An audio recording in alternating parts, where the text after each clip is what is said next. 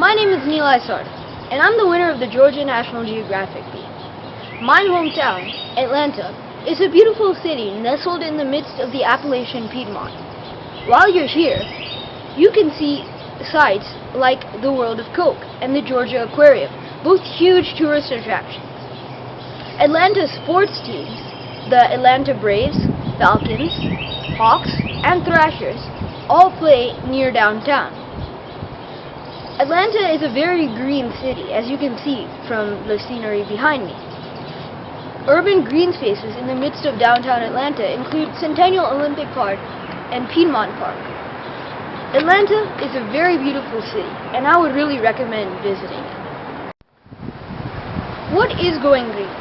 To me, and people my age, it means to use solar energy powered deck lights as opposed to battery powered deck lights. It means switching from incandescent light bulbs to fluorescent light bulbs. It means turning off computers, laptops, and lights when not in use. It means saving the environment and preserving it for a future good. If I could trade places with any person in the world, I would trade places with Prince Henry the Navigator.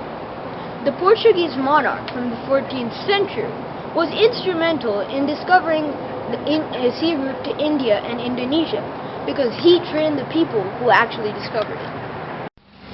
If I could go to any place in the world, I would go to Uluru Kata Tajuta National Park in the Northern Territory of Australia. Uluru, the huge sandstone monolith, and Kata Tajuta, the sacred rock formation, are both very important places in the Pitjantjara culture. Together, they form a mixed UNESCO World Heritage Site, one of only 27 across the world. The secret that I use to study is to always type things up and never copy and paste from any website. For me, to type things up is to actually know it, whereas copying and pasting is just reading the information and typing in a command to the computer. That means you don't really know the information. If I were in charge of the world, I would take a stand on education. If we do not educate our children today, then there will be no future cast of world leaders to solve tomorrow's problems.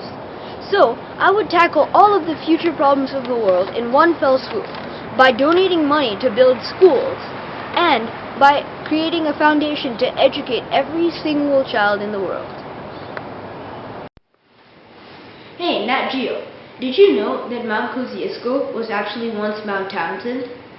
For a little background information on this, Mount Kosciuszko and Mount Townsend are both mountains in the snowy range of Australia. Mount Kosciuszko was actually once Mount Townsend in the early 18th century, when surveyors for the government of New South Wales mismeasured both mountains. They said that the present-day Mount Kosciuszko was actually shorter than the Mount Kosciuszko that they had then, which is now Mount Townsend. Confused? Well, you shouldn't be. Basically, the government of New South Wales authorized a name change for both of the mountains so that Mount Kosciuszko would retain its ranking as the highest mountain on the mainland of Australia. One of the most interesting geography facts that I've learned over the course of my studies is about the Conch Republic. The Florida Keys seceded as the Conch Republic in 1972 under its leader Dennis Wardlow. Later, the Conch Republic seized the 7 Mile Bridge and the Fort Jefferson in Dry Tortugas National Park from the U.S. government, prompting an official chastisement from Governor Jeb Bush of Florida and the Supreme case U.S. versus Peter Anderson. Smile. When I grow up, I want to be a theoretical physicist because math, science, and especially ballistics interest me. Also, physics is on the cutting edge of a new discovery. If a scientist can just figure out how to trap enough antimatter to actually generate energy, then we could change the world forever.